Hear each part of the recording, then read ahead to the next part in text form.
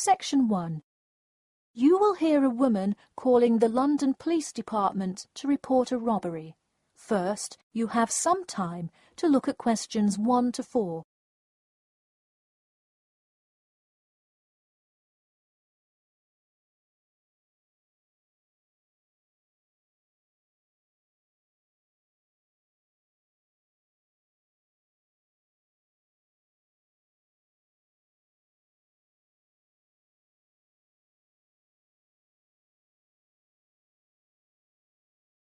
You will see that there is an example which has been done for you.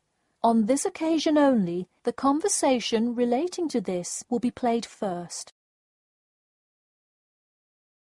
Hello, London Police Department. Yes, I would like to report a robbery. The woman says that she would like to report a robbery, so robbery has been written in the space. Now we shall begin. You should answer the questions as you listen, because you will not hear the recording a second time. Listen carefully and answer questions 1 to 4. Hello, London Police Department. Yes, I would like to report a robbery. All right, just a minute while I pull up the form. OK, could you give me your first and last name? Anna Grieg. Anna Gregg. G-R-E-G? No, Grieg. G-R-I-E-G. Got it. All right, moving on. Gender, female. Date of birth? 15th of March, 1980. All right, thanks. Just a few more personal information questions, and then we can address your claim. All right. What's the address? 4 Ellendale Street. That's E-L-L-E-N-D-A-L-E. All right, Ellendale Street. Yeah, we've had a lot of break-ins in that area lately. And the postal code? W5 2AT. And are you a citizen of the UK? No. OK. What type of citizenship do you have? Well, I lived in the United States for most of my life, but I am actually of Grenadian nationality. OK. So is that the country that issued your passport? Yes. All right. Before you hear the rest of the conversation, you have some time to look at questions 5 to 10.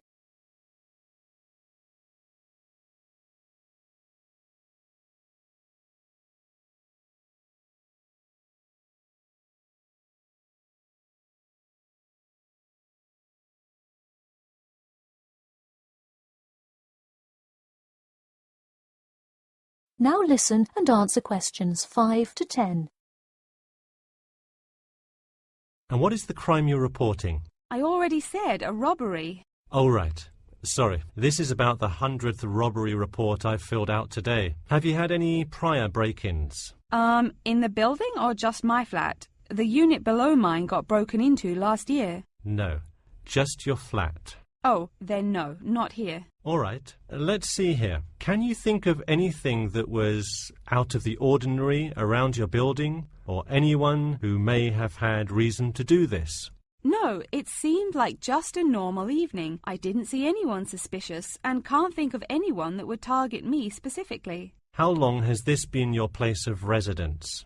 Let me think. I moved in on February 1st and it's October, so it's been about 8 months already. Wow, time flies. And that is just for Ellendale, yeah? Yes, I have lived in the UK for just over 1 year. I see. Can you give me the first and last names of all members of the household? Actually, I live alone. OK, so no other occupants. And can you give me a brief account of what happened? I left to go to a dinner party at 6 p.m. and when I returned at 11, I found the place ransacked and a lot of my things gone. Any sign of forced entry? Yes, the back door was wide open and it looked like someone used a crowbar to force it open. I see. And just to be clear, was the door locked when you left? Of course. Hey, you would be surprised how many reports we get where people have failed to lock their doors. Now, I need you to list any missing items valued above £200. So far, I'm missing my computer, my purse with my wallet in it, and the TV. OK, let's start with the computer. What is the estimated value? £500. And what is the serial number? G416870. Thank you. And a visual description? It is a black 13-inch PEMDAS cloud book. There is an Oxford sticker on the lid. OK, and could you give me a description of the purse? Sure, it's a Claude Frieda shoulder bag and the material is silver-coloured cloth. Price? £300. OK, that concludes my report. I'll submit it and we'll let you know of any developments. That is the end of section 1. You now have half a minute to check your answers.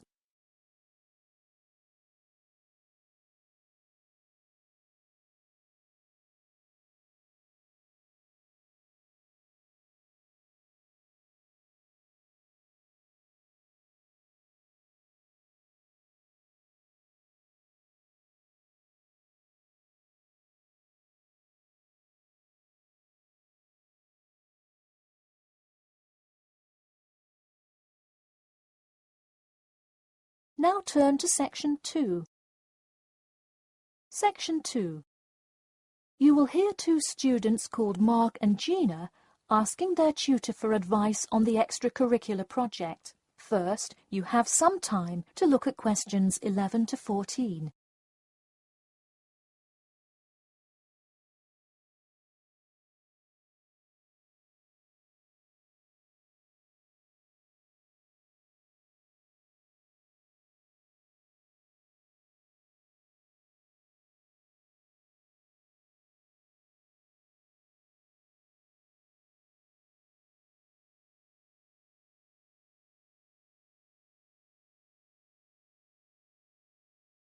Now listen carefully and answer questions 11 to 14. Hi Mark. Hi Gina. What can I help you with?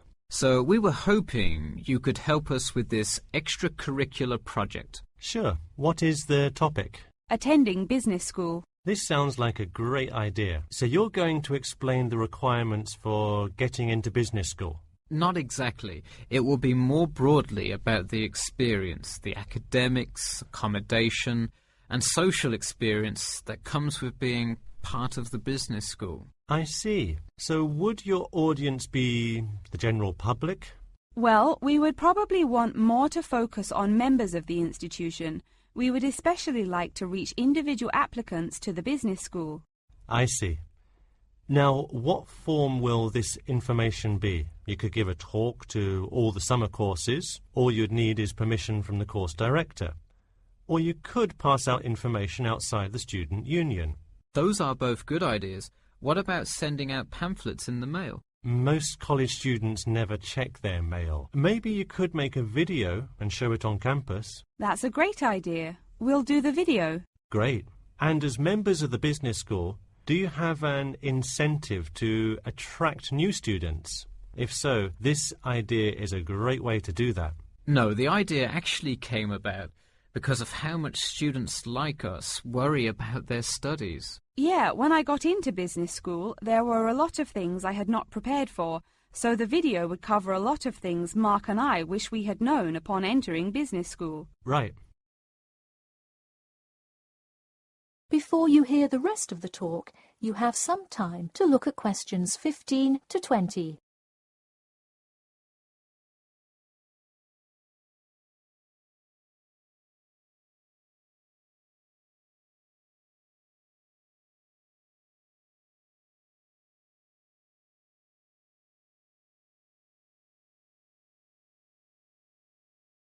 Now listen and answer questions 15 to 20.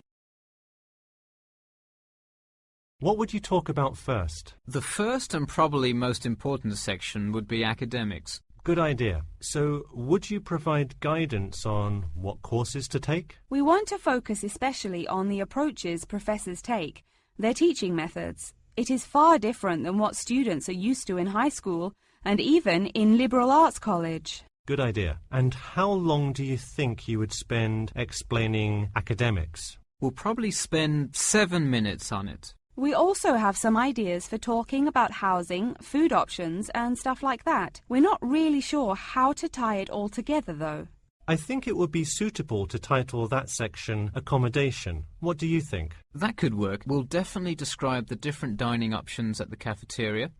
and then walk students through flats and the grueling process of finding one near the business school campus. OK, so we would cover specifics on the cafeteria as well as flats. I think those are both helpful. We could spend about 6 minutes on accommodation and be sure to touch on those specifically. Great.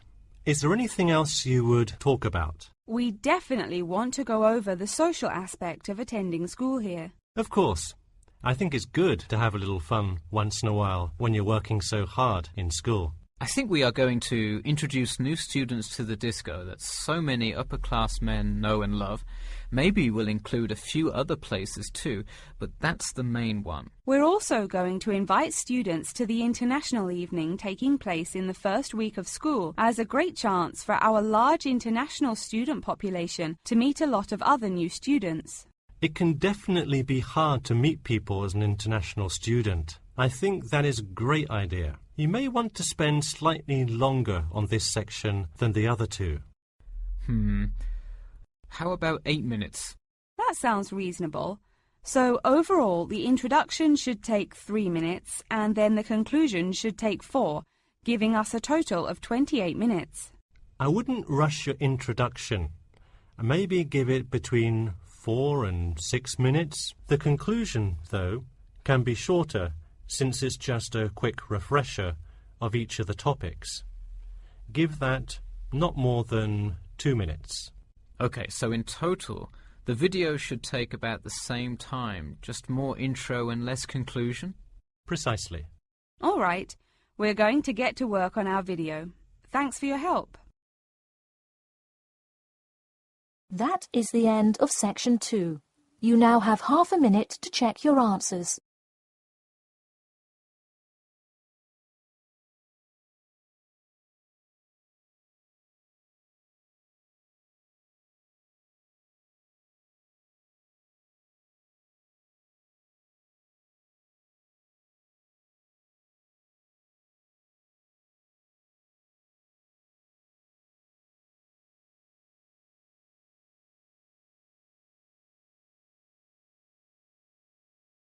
Now turn to section 3. Section 3.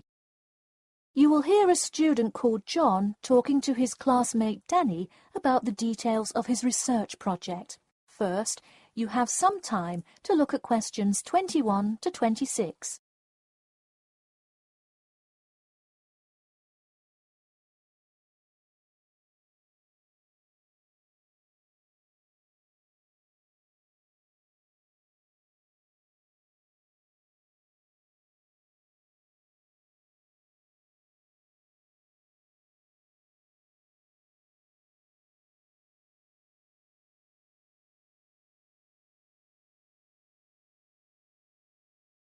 Now, listen carefully and answer questions 21 to 26. So, tell me about your research project, John. I created a questionnaire for the study to determine people's opinions of the relative feasibility of earning a living in Brisbane. Oh, cool. How is it scored? Are they all multiple choice questions? Well, the questions consist primarily of yes or no responses. There are 2 free response questions at the end. Participants will use a computer to fill in their answers. That way, it is really easy to analyze the data afterward. Great. It sounds like you have a pretty solid idea of what you should do. Just don't forget to submit a copy of your plans to Professor Curran by the 15th. Oh, I almost forgot. You don't do it for the high grade or appraise, but he can review and give you feedback. Right, that will be helpful. He has been conducting studies like this for 30 years now. Yep. Oh, and I'm curious. Are you going to be in the room giving subjects directions for the questionnaire? Well, I think the instructions will be provided by another representative who will not be analysing the data.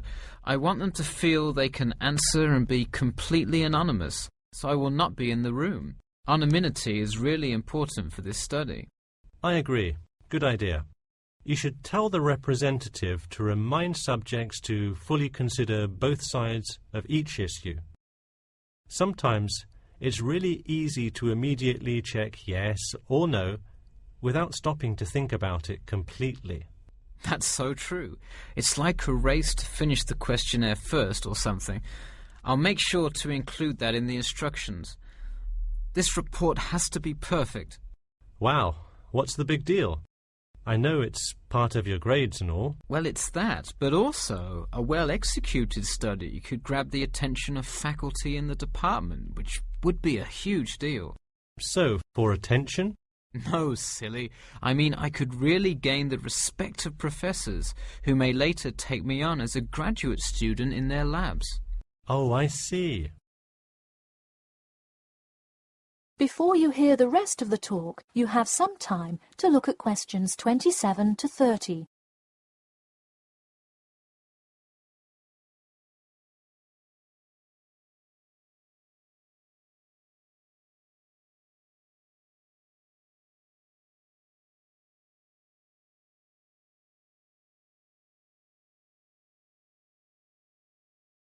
Now, listen carefully and answer questions 27 to 30.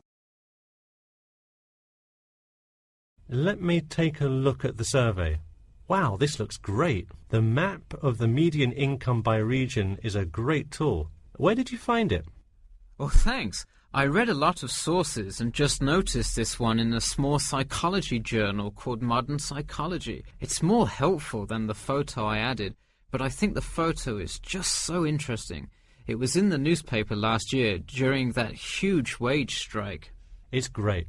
Probably not necessary, but it looks great. I don't understand. What is WKRX's involvement here? Oh, the radio station agreed to sponsor the study if I play their station in the room. Wow, interesting. So you don't have to pay for any of this? Exactly. Nice. Where did you get that idea?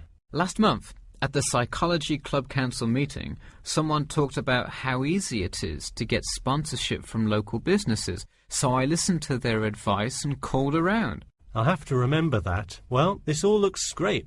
Good luck. That is the end of section 3. You now have half a minute to check your answers.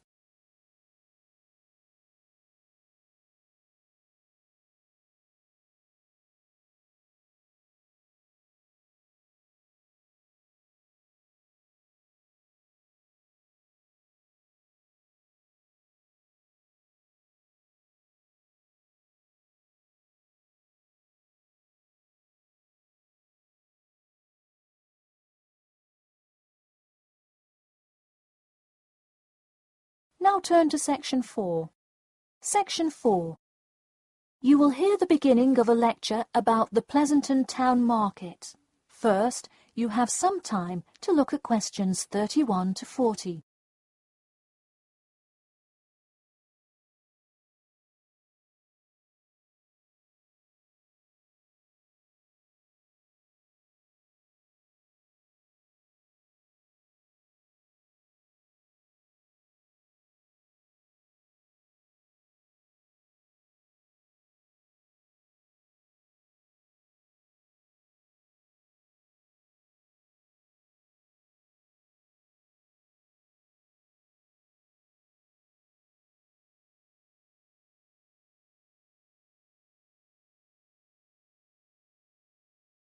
Now, listen carefully and answer questions 31 to 40.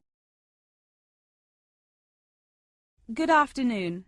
In the last few lectures, we've been covering the social and political pressures that influenced the rise of the rebellion of 1679. Today, I would like to focus on the Pleasanton Town Market. Now, why are we talking all about some market? It's not like it was the first market ever, or even a particularly large market. The Pleasanton Town Market is important because it is often mentioned in the literature found in the library. If you have ever been there, you have probably seen all of the handcrafted items sold there now.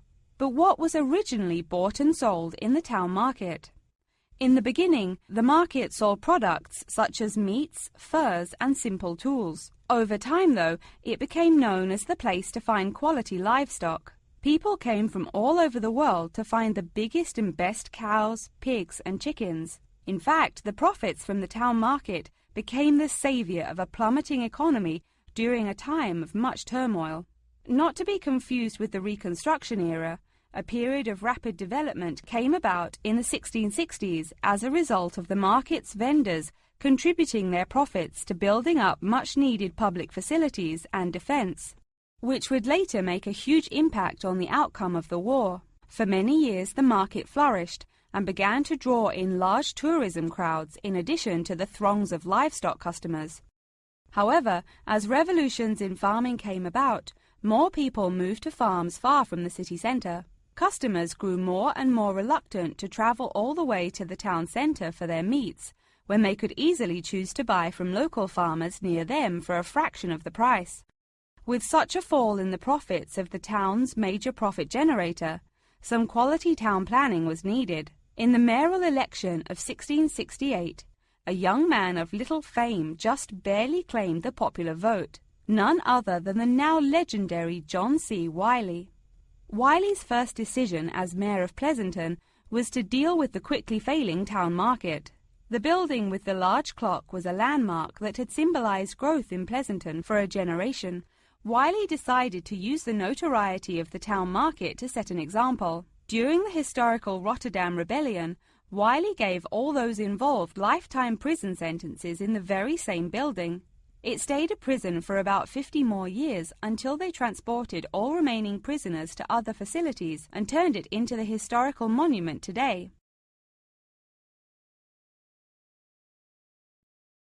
Now that you know the basics of the history of the Pleasanton town market, I will introduce your next group project. I want you to make a short film based on the real historical events that occurred in Pleasanton before and during the uprising. I will give you some class time to look through the library's reference section, but you will be responsible for conducting further research outside of class. I suggest starting by looking for information on the market itself. You'll find plenty of information. In fact, some students complain that there is actually too much information on it. On your own time, you could find family members of old war veterans to conduct interviews. Sometimes they provide wonderful insight that you wouldn't find in proper history books. But be careful, an interview that is riddled with bias is useless. I myself have some very old photographs here that you are welcome to take a look at for some inspiration. I'm lucky enough to own this one of Jim Wiley himself. Very interesting to see, but does not provide enough information to add much to your film. Feel free to take this film into whatever direction you choose. You could even do a crime thriller based on real outlaws. All you would have to do is look through the newspaper archives in the crime section during that time period. Try to get as much detail as you can, but you may end up having to draw your own conclusions. Okay, that's enough from me, so let's go on to... That is the end of section 4. You now have half a minute to check your answers.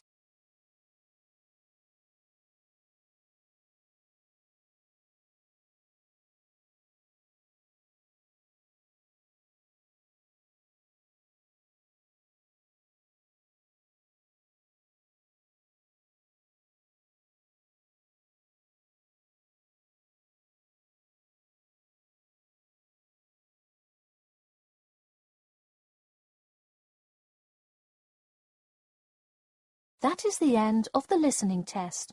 तो student मैं उम्मीद करता हूँ आप सभी की listening test काफ़ी अच्छी गई होगी, बट जैसा कि मुझे पता है सेक्शन 2 एंड सेक्शन 4 के अंदर काफ़ी स्टूडेंट को प्रॉब्लम देखने को मिली होगी, बट मेक श्योर करना आप जैसे जैसे प्रैक्टिस करते जाएंगे वैसे वैसे आपकी इम्प्रूवमेंट होती जाएगी। और मैं उम्मीद कर रहा हूँ आप सभी ने 1.25x पर स्पीड पर ये लिसनिंग सॉल्व की होगी और सभी ने 32 टारगेट को बीट किया होगा।